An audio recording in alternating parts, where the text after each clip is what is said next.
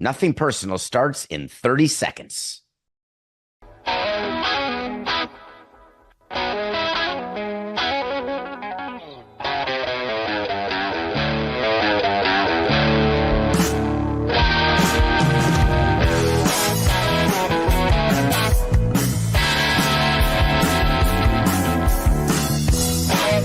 It's just business. This is Nothing Personal. Here you go. Here you go.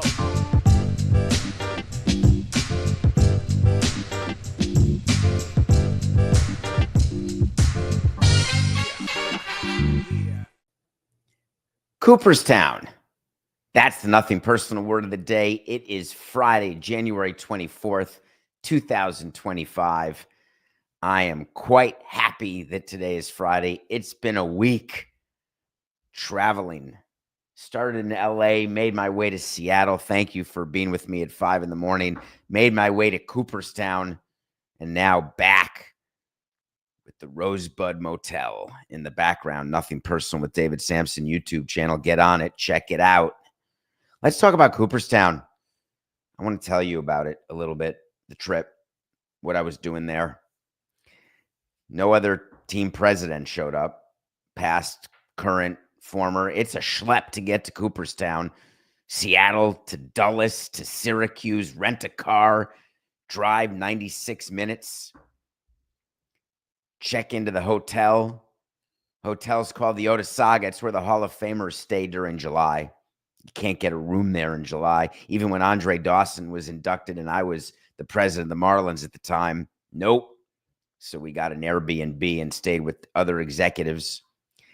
I had the weirdest thought, and I talked about this a little bit on the Lebitard show yesterday, but not truly enough in my mind, because you know me, I don't enjoy staying in hotels that are not brand new without having anyone stayed in the room, because I can't stand the thought when there is a random hair or any sort of information that would indicate someone's been in a room. I either change rooms or get housekeeping up. I just have a weird thing that way. Someone came up to me, Coca, and there were several people who wanted some pictures. They were Nothing Personal fans and said, I know you don't like shaking hands. How about a fist bump? I had great respect for that. So I was in the Otesaga thinking to myself, all right, I got to do a show here. I got to figure it out. As you know, the background yesterday, it looked pretty old. I was just wondering how many Hall of Famers had squatted to pee in that room, whatever room number I was. I've got a weird short-term memory thing that I remember my room only when I'm in the hotel. It was the second floor. I don't remember the number 2. It may have been 218, but maybe not. So the reason that I wanted to go to Cooperstown and the reason that I wanted to go to Seattle is that my relationship with Ichiro is such that I wanted to show him the proper respect and the appreciation for the career he had. At the end of his career, he spent 3 years with the Miami Marlins. They got it wrong. They called it the Florida Marlins when they announced him on Tuesday. That has been fixed. It's the Miami Marlins. Negotiating with Ichiro and his representatives was one of the great honors of my career. Learning about Ichiro and then meeting him, spending time with him, getting to know him, understanding him. It is an amazing thing that I didn't do enough of. Taking the time to understand a player, taking the time to understand why it is he does what he does when he does it. And I did it with only a small percentage of players. And Ichiro is at or close to the top of that list.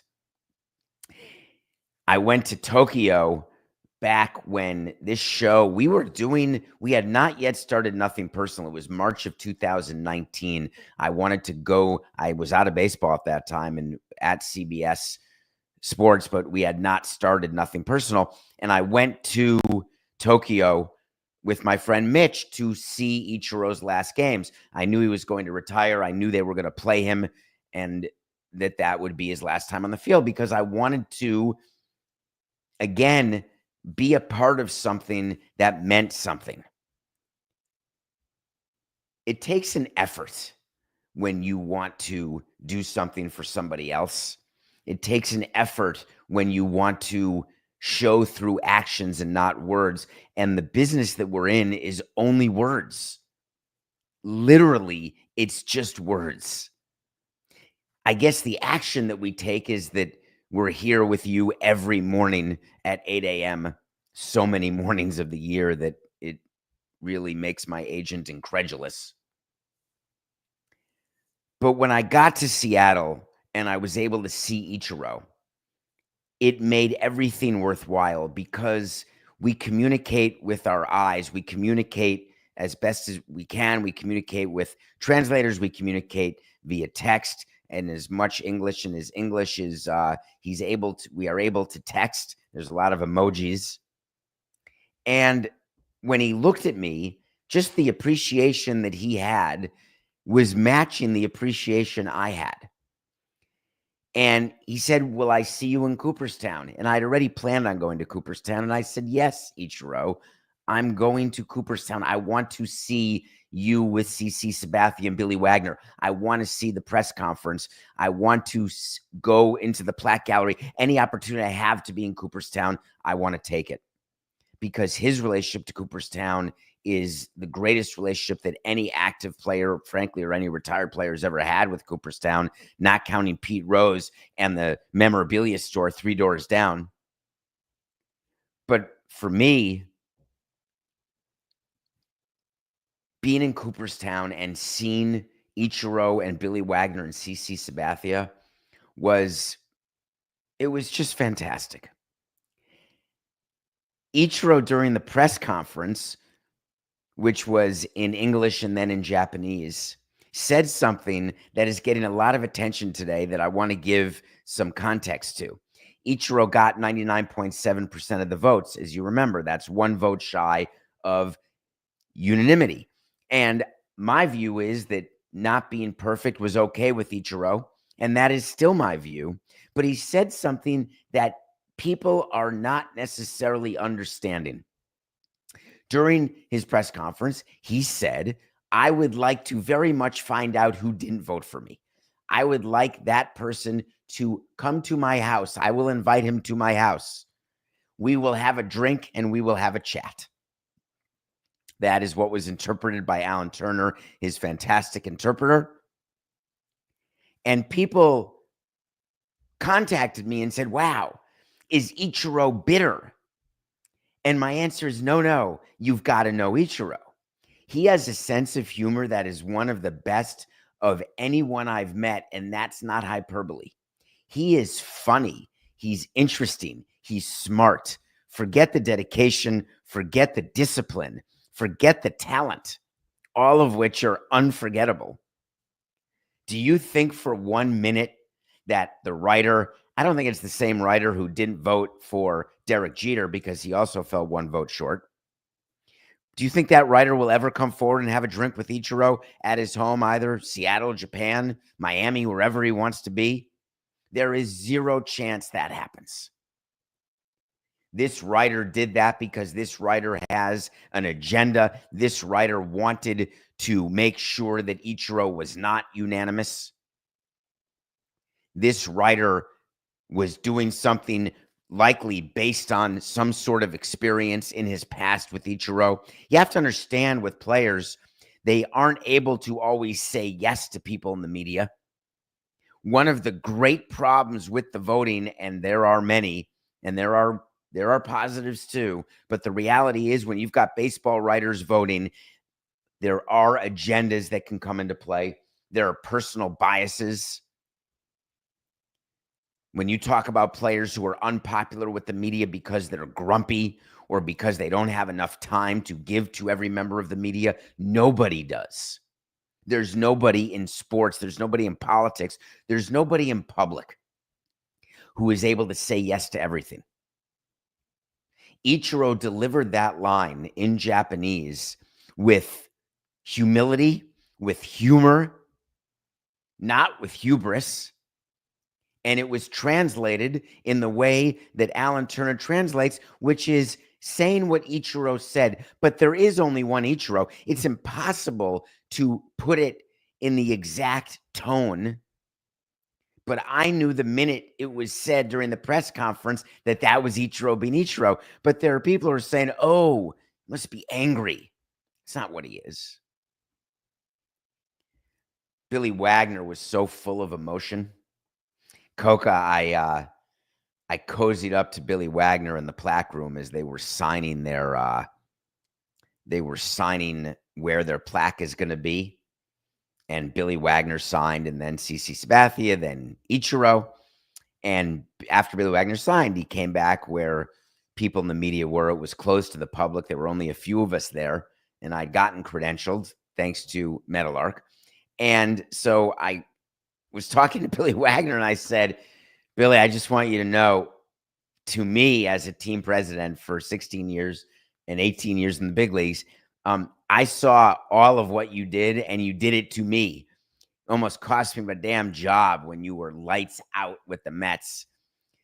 And you deserve to be here. And seeing Billy Wagner get in his 10th season and final season, to see his emotion. He was emotional at the press conference. He was emotional in person. He was thankful. He was humble, wondering, do I belong? It is a very bizarre thing when you're flanked by CC Sabathia and Ichiro. You are flanked by two people who got in on the first ballot. It is hard to imagine when you walk in the lobby of the Otis Saga and see the wine glasses belonging to every Hall of Famer. It is hard to imagine when you walk through the Hall of Fame and you see the names and you see the plaques, feeling that you are part of a club where you're the top 1% of the top 1% of the top 1%. It's impossible to become a major leaguer. Once you become a major leaguer, it's impossible to become a Hall of Famer. And Billy Wagner was that good. First of all, I'm practically eye to eye with Billy. They list him at 5'10". A little nugget, Billy Wagner is not 5'10". I mean, he could be, but then I'd be 5'8", which I'm not. But man, when you throw 100 from the left side, and it doesn't matter how tall you are, Pedro Martinez isn't a tall guy, unhittable.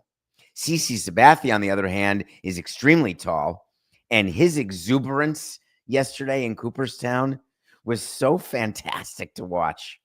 And he's still a part of Major League Baseball. He works with Mike Hill. He's a special advisor and alumni who goes around representing baseball, and he's fantastic. All three Hall of Famers will be making their way to New Jersey. They will be on MLB Network at some point today. It is a whirlwind, and congratulations. I'm so happy to have made the schlep. The drive back from Cooperstown is not the easiest drive, but I'll tell you, the juice was so worth the squeeze because my cup runneth over. I wanted to lead with Cooperstown because the next story, I wasn't going to lead with this 2 days in a row. Shad Khan. Can you feel me? Can you hear me, Shad Khan? I was just trying to do something so clever, and I think I missed it, Coca. Can we redo that? What's the special? Is it I Feel For You by Shaka Khan? I think that's the song I was thinking of. I Feel For You. I think that's Shaka Khan. I was trying to make a joke, and I ended up botching it, so I'm going to do that again. 4869. Shad Khan, I Feel For... Can we just forget that? I absolutely lost what I was going to do. Lost it. It's a Friday. You can always tell Fridays. I think there's 2 days of the week you can tell, Mondays and Fridays. Mondays, I'm a bit off because it's been 2 days out of routine. And by Friday, I'm so sort of tired that Coca's like, let's go, let's go. Hugely motivating in my ear every single Friday morning as the clock strikes 8 a.m. and Greenwich calls and says, is it 8 a.m. Eastern?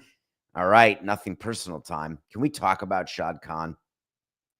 Can you imagine? He fired his GM. We had fun with that yesterday. But then word came out yesterday that Liam Coen, The same offensive coordinator that we told you had turned down the Jaguars and was going back to the Buccaneers to be a very highly paid, the most highly paid coordinator in all of football. All of a sudden, Adam Schefter drops a Woj bomb and says, by the way, Liam Coen is back in Jacksonville. Now, nobody goes to Jacksonville right after a snowstorm. Nobody goes to Jacksonville unless they're going to have a conversation with Shad. But Liam was agreed with the Buccaneers, who had a fantastic offensive year. There's no doubt that Shad wanted Liam Coen. How do you think this went? So I would like to tell you, Liam Coen said to Shad Khan, I want power. I want control over the GM. Shad Khan said, nah, we've got Trent Baalke. Then Shad Khan said, you know what? We may be missing out on coaching candidates. So I think we better fire Trent Baalke, which we talked about yesterday. Hey, Liam, guess what we did? We fired him.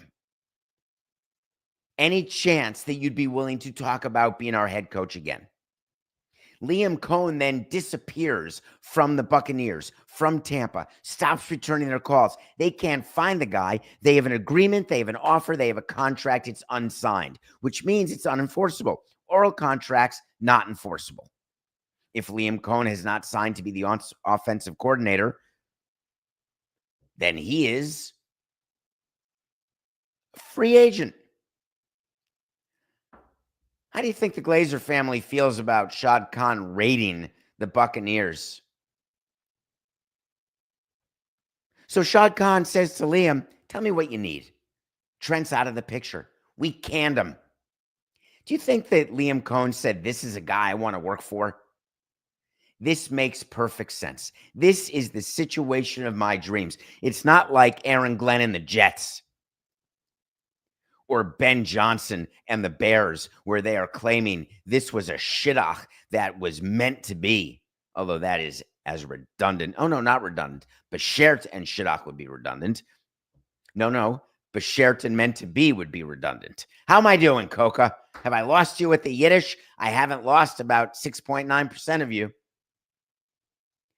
So Shad Khan is someone you'd never want to work for, because if he's doing this with Liam, that means he'll do it against Liam one of these days. He's subject to the whims of anyone pulling a power play, anyone having a good stretch with a team. Liam is going to try to make double what he was going to get paid by the Buccaneers. First-year coaches are getting, Ben Johnson got 13 large. You think Liam Coen called Shad Khan and said, I'll be your coach, forget 4.5. I'm going to want Ben Johnson money. To which case Shad should say, you're not Ben Johnson. To which case Liam would say, see you later. I'll go back to the Buccaneers. After which Shad Khan would say, oh no, please give me credibility.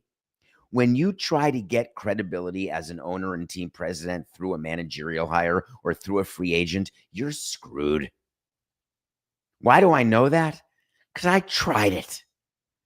Getting credibility in a market by signing a bunch of free agents in an offseason or signing your homegrown drafted player to a historic record contract in order to try to get people forget all of the mistakes, all of the problems, all of the losing. It doesn't work.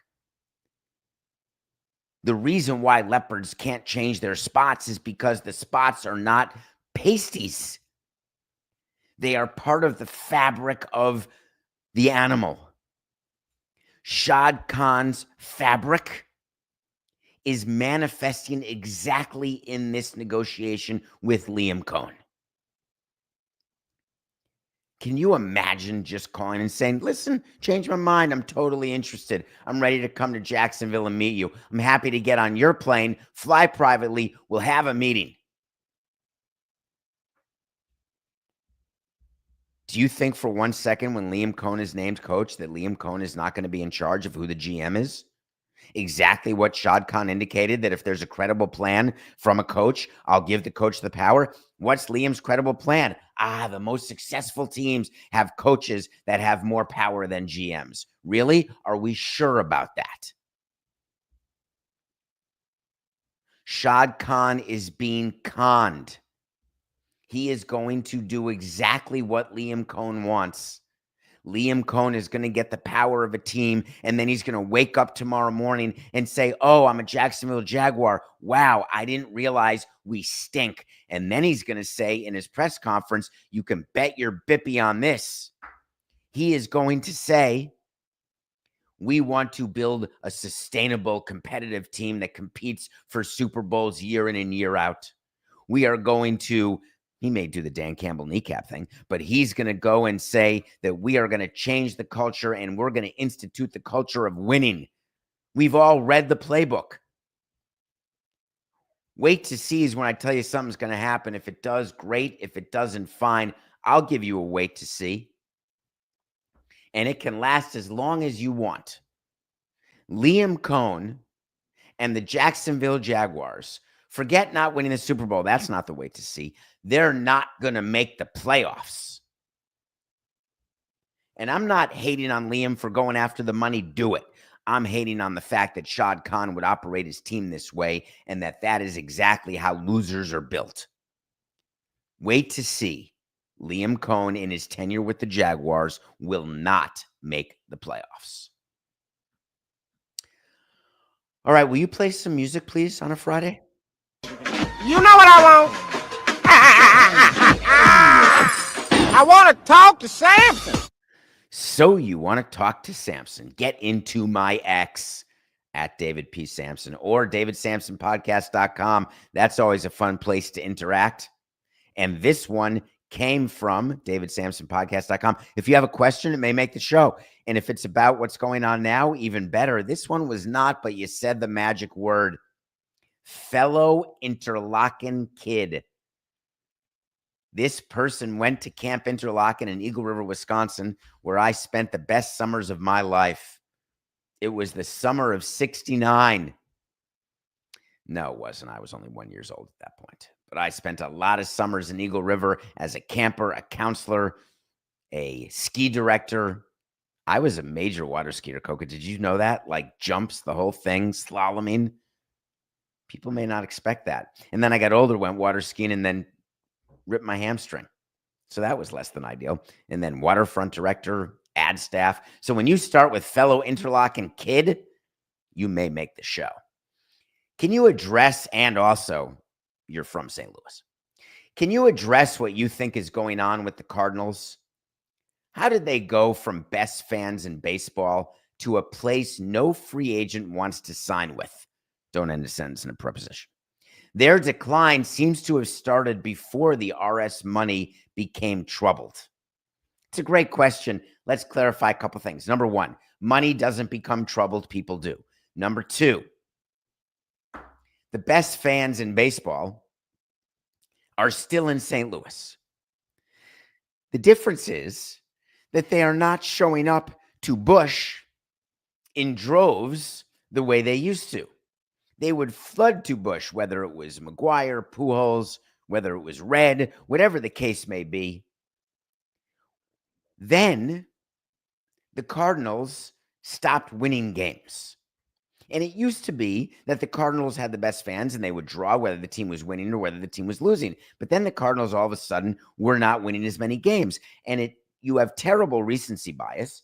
The Cardinals went through a bunch of years with two of the best players in baseball recently, in Paul Goldschmidt and Nolan Arenado. And they still were not able to truly be superior. The thing about the St. Louis Cardinals is they have gone out of their way, and it's a father-son team, Bill DeWitt and Bill DeWitt Jr., Bill DeWitt III, tons of Bill DeWitts.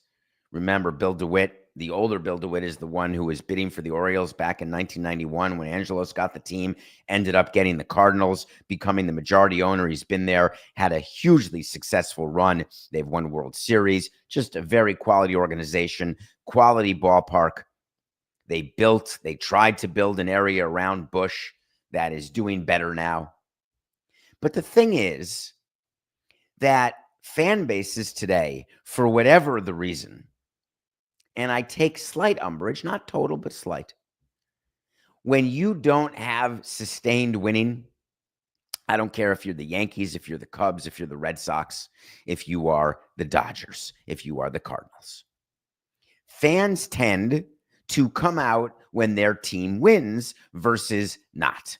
But the thing is, the Cardinals always spent money, and it used to be that they were among the big spenders in baseball. But then all of a sudden, the Cardinals realized that they were being outspent by certain teams in a way that they could never catch up because their market would not permit it, even with the sold-out fan base, even with the corporate support that they have. Because the elasticity of demand, ticket pricing, the way you measure the ability to raise local revenue, it is market specific. It's why part of the collective bargaining agreement and part of revenue sharing assigns market scores. What kind of market are you? St. Louis is not a big market. It's not a large market, but they always performed extremely well, and it enabled them to have higher payrolls. But then they simply fell behind. Not every decision worked, which hurts if you don't have money to cover up your mistakes.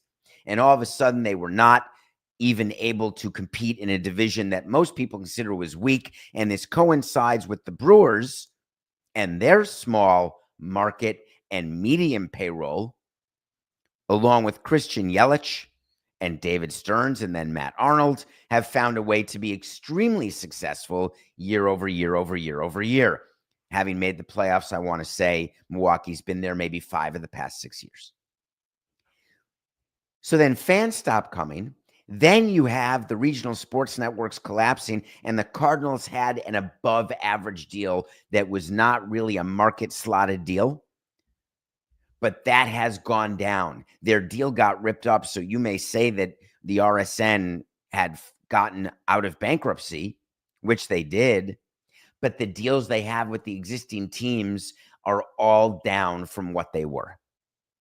Everyone but the Dodgers has had their broadcast revenue decrease. The Cardinals run a responsible team. They're not going to lose money operationally, so they've cut the payroll. But now they've got a problem because they didn't win with Goldschmidt and Arenado. They're both going to be gone, though. Arenado, I'm totally blanking, Coca. Please get into my ear right now. What became of Arenado? Did he sign? Goldschmidt signed with the Yankees, and is Arenado still on the Cardinals, not having been traded yet? Because he didn't waive it, so he is still going to return with the Cardinals, but the rumors have been that he's going to be traded, and they're just trying to figure out whether or not he would waive his no-trade clause, and if so, to where. Because they're realizing that Arenado and his salary, based on the team they have, it's not going to be good enough to compete in the Central by any stretch this season, so why not be responsible? And it's not that no free agents would go there, because if the Cardinals offered at or above market value to a free agent, of course a free agent would go there. I'm not exactly sure, but you think Jurickson Profire said to himself, oh, I want to be in Atlanta. No, Atlanta said, hey, here's $42 million over 3 years. And he said, oh, okay, I'll be in Atlanta. Players don't have a preference. It's not like that. Now, you could say Sasaki had a preference to go to the Dodgers. Ohtani had a preference to go to the Dodgers. They were never going to go to Toronto.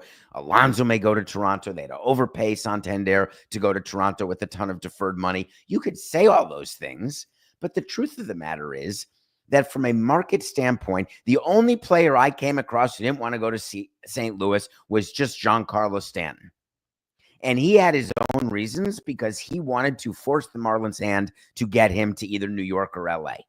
That's the respect that he got with the no-trade clause. Players love playing in St. Louis. They love the fans in St. Louis. They love the life in St. Louis. Who wouldn't want to be with people who are currently living in St. Louis? Anybody with their right mind. So to finish your question, don't worry. Your window is closed for now. You have smart people at that organization, though there will be some changes, and their window will open again. The Cardinals, unfortunately, are much like 27 other teams in baseball, where they used to be part of the few. Now they're part of the many, where their smarts are going to absolutely be the differentiating factor, but you're going to have opened and closed windows of being competitive, and you're entering into a closed window. That's it. It's not the end of the world. When we come back, I get to talk about the Oscar nominations because while they happened exactly 24 hours and 1 minute ago, I didn't get a chance to talk to you on the show because I am livid about certain things, and we will discuss it after the break.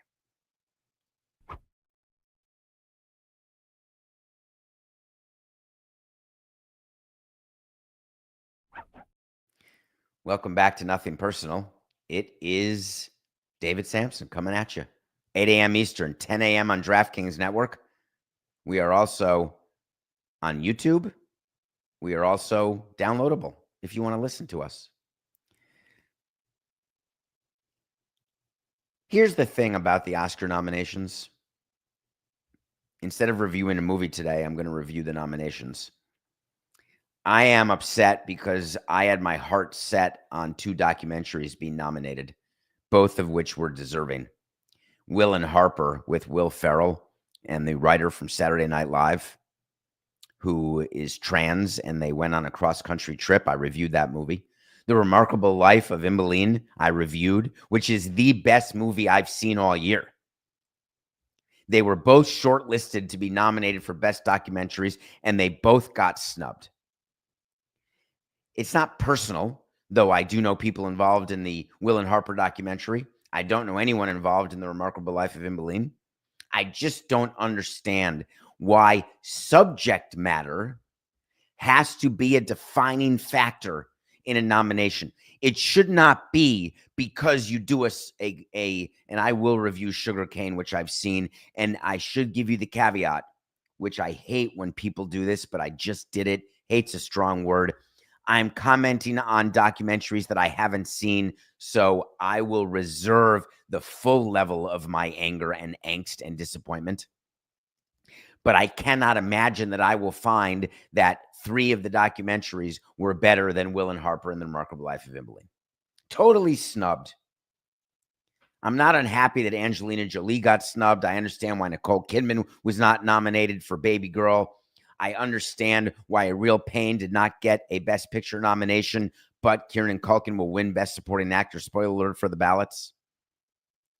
I love that Jesse Eisenberg got nominated for his screenplay of A Real Pain. You should see it.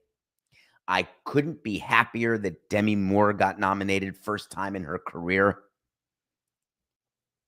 I mean, I think about Last Night all the time. St. Elmo's Fire, Indecent Proposal. Demi Moore has had an interesting career, and now she is an Oscar nominee. I was shocked that Isabella Rossellini had her first nomination for Conclave. Disappointed the director didn't get nominated. Happy the director of The Substance did. Coca, the picture that I'm getting today that so generously was given to me by you, it's being framed. And the irony of picking up today and of Isabella Rossellini, who is in my favorite movie, my number 1 movie now and forever, Fearless. I assumed she had been nominated for an Oscar. We just reviewed another movie. I don't remember whether it was this week or last week. We reviewed the David Lynch movie with Isabella Rossellini as well. And now she's a first-time nominee. I'm thrilled. I wish Daniel Craig had been nominated, but I can't quibble with the Best Actor nominees. I can see why Selena Gomez was not nominated, though I could see a world in which she was underneath the draft of Emilia Perez, which led with 13 nominations. And for those of you who are addicted to Letterboxd, who are addicted to Rotten Tomatoes, who are not interested in musicals, who don't understand why French people can make Spanish movies, for those majority of you who are unhappy with Emilia Perez and the attention it's getting, Best Picture, Best Director, Screenplay, all of the different 13 nominations, Zoe Saldana is going to win Best Supporting Actress, spoiler alert, in what used to be the categories where upsets could reign supreme. Culkin and Zoe are locks. Culkin a mortal lock, Zoe a half lock. Well, sort of a full Nelson lock. You can get out of it if you know pressure points, but generally you're going to pass out. Emilia Perez was a home run, and we want movie makers to take chances. We want them to swing the bat. I've already told you I'm not interested in seeing, though of course I'm going to see Mission Impossible Part 69. I love those movies. I love action movies. Dan has no idea what he's saying. But the fact of the matter is, which is disappointing, how could he not know that, given that he knows me? But the fact of the matter is that when you are making a movie similar to what the director nominated for The Brutalist, which I haven't seen, which will be streaming and I will see, but he said in his acceptance speech at the Globes, he said, make sure you give other scripts a chance. How many times do you hear people say to you, no one would buy this today? The movie that was made yesterday, last year, 10 years ago, because studios are losing money and they're less apt to take chances. Amelia Perez at Netflix, where they are raising your subscription price because they're giving you quality. And I'm not talking about Back in Action. I'm not talking about some of the crap that you get, because with greatness often will be delivered concomitant crap, which gives you the frame of reference. But think about what Netflix was willing to greenlight with Amelia Perez. Just think about it for 1 second. And don't criticize a movie you haven't seen. Be thankful for the opportunity to see it. And now I get to make sure that my list is up to date with the movies I have to see prior to March 2nd, which is a Sunday. That is when the Academy Awards will be given out. There will be a focus on the LA fires and the first responders, as there should be. It will be a bit of a different type of ceremony as they look for audience, but more importantly, look to honor an industry that was deleteriously impacted by these fires in a way that obviously everybody was around Los Angeles. Nothing personal pick of the day. We had the Bucks -7 over the Heat last night. We won it. Were you nervous when it was 18-3 Heat? What's with the NBA, Coca? I used to really be upset with people, and I would argue with them vehemently. Basketball from minute 1 to minute 48, it's amazing. You got to watch it. People would say, nah, all I need to do is watch the last few minutes. I didn't realize they may have been talking about betting, because as it turns out, it's true. A quick lead in the beginning of the game, meaningless. It's fun to watch if you're a Heat fan, but then you're despondent beyond repair when the Heat get crushed, which they did. So we are 7-7. That's pretty good. 7-7-7. We're coming up on the 7th anniversary of my 7 marathons on 7 continents in 7 days. The 7th anniversary. We started, I believe, oh man, it could be soon. I want to say January 30th was the first marathon in Antarctica of 2018. I like being 7-7. We're not going to be 7-7 for long. We're taking the Cavs tonight. They're giving 10 points to the Philadelphia 76ers. The 76ers, it's hard to own multiple teams. Think about Josh Harris. He's getting so much happiness out of his Commanders. He owns the Commanders that he bought from Danny Boy. Man, thank you, Shad, for replacing Danny, by the way. But anyway, the Sixers stink. They're out of the playoffs. They're 15-27. Their players are all hurt. I think they have Paul George and Maxey are playing, but it's not enough. Embiid never plays. He won that MVP when Jokic should have won it. The fact of the matter is he's done nothing. What exactly has Joel Embiid done in his career that makes you feel like he's going to be the centerpiece, pun intended, of a championship team? Doubling down on putting that threesome together of Maxey, George, and Embiid? Any sort of team that you're building around someone who doesn't play, you might as well have just signed Coca to the maximum. Although he would then leave nothing personal. If you were signed to a max deal, would you stop working? Coca, if you won the lottery, let's say? No, you wouldn't. You definitely wouldn't. The All-Star Game starters were announced yesterday. The Knicks have 2 starters. I never saw that my whole life, loving the Knicks. I've loved the Knicks since 1974. Missed a championship by a year. Haven't had a championship since. I was an obsessed Knicks fan. I'm obviously, since I got into baseball. So from really 74 to 99, I was a lunatic. After 99, I sort of lost it. went to the finals when Sprewell was there against the Spurs and Duncan and Ewing was hurt. The Knicks have 2 starters in Karl Anthony Towns and in Jalen Brunson. Giannis and Jokic were the leading vote getters. But here's the thing. Are they starters? We don't even know. Because remember, it's that 4-team tournament with the Rising Stars as one team. And then I guess there's 3 other teams and there's going to be games. And we don't know who's on what team. There's going to be a draft. The whole thing is so confusing.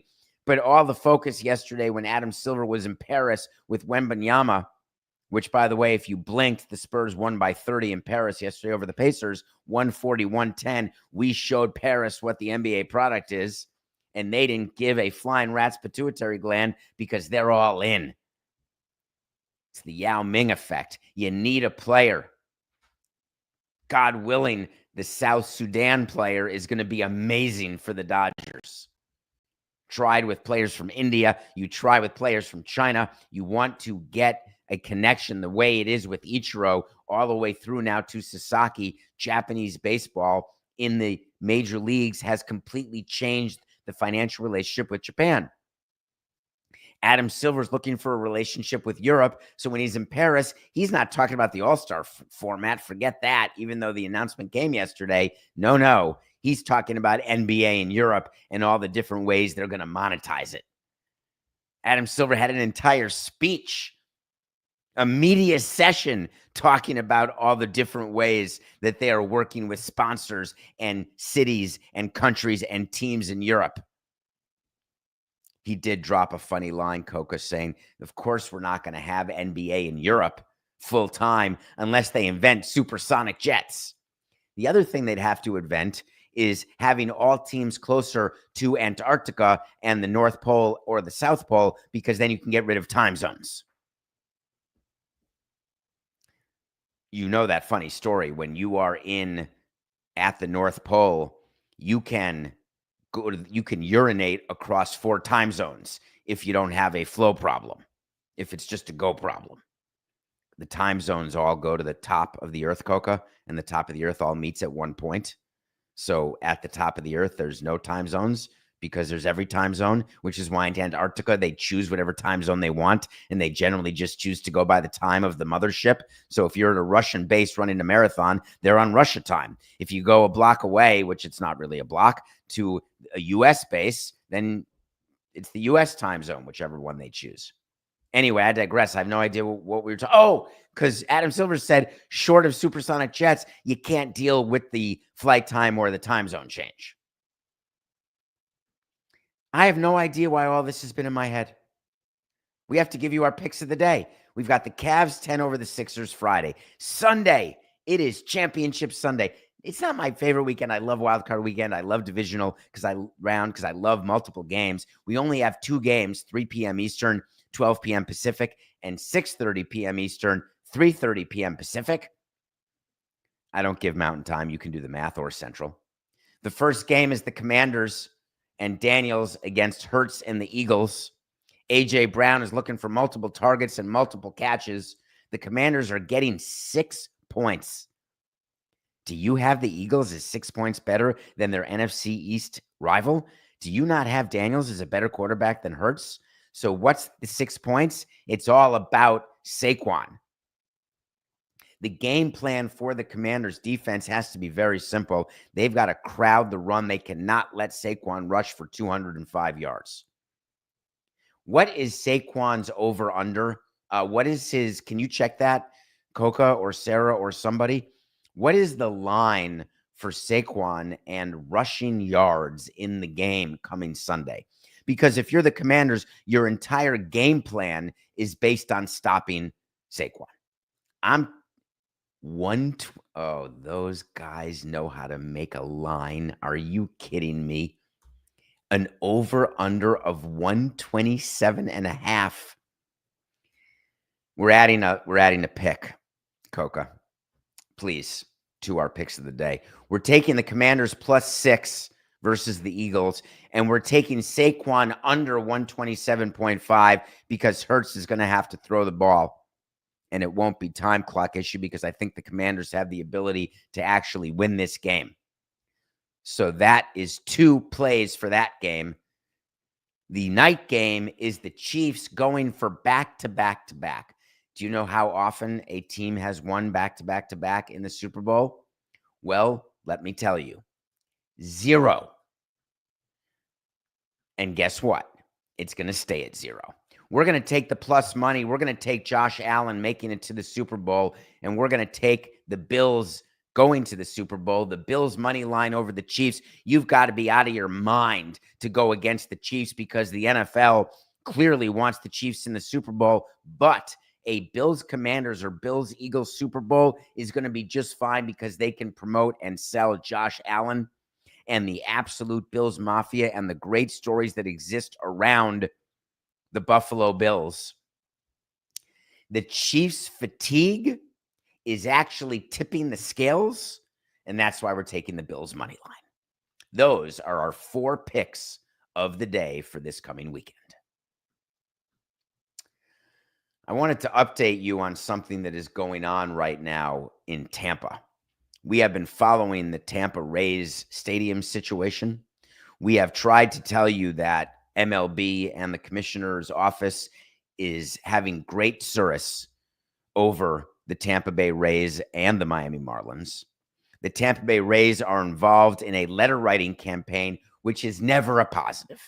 When you are the president of the Rays and you're sending letters to the local council talking about the fact that you are now prepared to play in the Trop and you expect that it will be repaired in time for the 26th season because baseball told the Rays they can't play at Steinbrenner Field more than a year. There's no way baseball is going to let the Rays play in Nashville. There's no way the Rays are going to go to Montreal and play. The Rays need a place to play, and a new stadium isn't going to be ready. The lease with the Trop keeps getting extended for every year. The Trop is unplayable, force majeure type stuff. So there is an absolute war happening. I don't like using that word. Cut that from the show, please.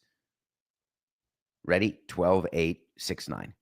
There is an absolute brutal fight happening between the Rays and St. Petersburg, the city officials, because the longer that the Trop is not repaired, the longer the lease is with the Trop, and there are provisions in that lease that are like breakage fees if they go to a new ballpark sooner. The irony is the new ballpark would be in St. Petersburg, except for the fact that St. Petersburg city officials actually don't believe that Stu Sternberg wants to build in St. Petersburg. And there's rumors everywhere. Stu's wanted to sell since he bought the team or move the team since he bought the team. Query, could he sell the team now without a stadium deal to a local person in Tampa, which is what people want, thinking that a building can get built in Tampa with a different owner. I have great experience in this regard, and that really doesn't work that way. A new owner doesn't come in and all of a sudden say, this is what I want, and it happens. Could local ownership make a difference in a relationship with Tampa and St. Pete? Yes. Is it a guarantee? No.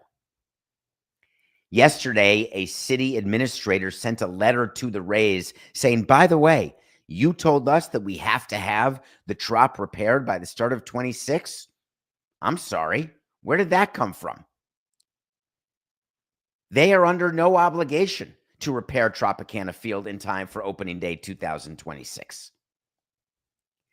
If you're Matt Silverman in the Tampa Bay Rays and you get that letter, it's not checkmate, but they're definitely playing chess.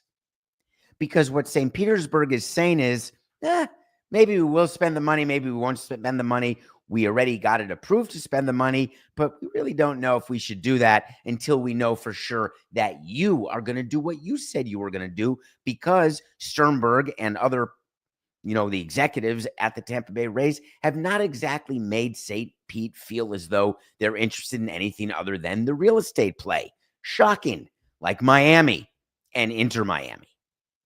So the way to call the bluff is to send a letter to the Rays saying, good luck. Let us know when you can whether or not you're going to meet the obligations under the contract that we executed. And then we'll get to you with when we're going to get the Tropicana Field restored and rebuilt. It's not often that the public makes a move like that. But it's a really good move because now Matt Silverman and the Tampa Bay Rays have to reply because they've got to work with Major League Baseball because they need a place to play in 26 and baseball needs it to get taken care of. So the Tampa Bay Rays are getting squozen. They're getting squeezed by baseball. They're getting squeezed by St. Pete. And what happens when you're in the middle of a double squeeze is you end up shrinking and then acquiescing. So anytime you're in business and you have a chance to do the double squeeze, you do it because you're going to win. Why? It's just business. See you Monday. Have a great weekend. This is nothing personal.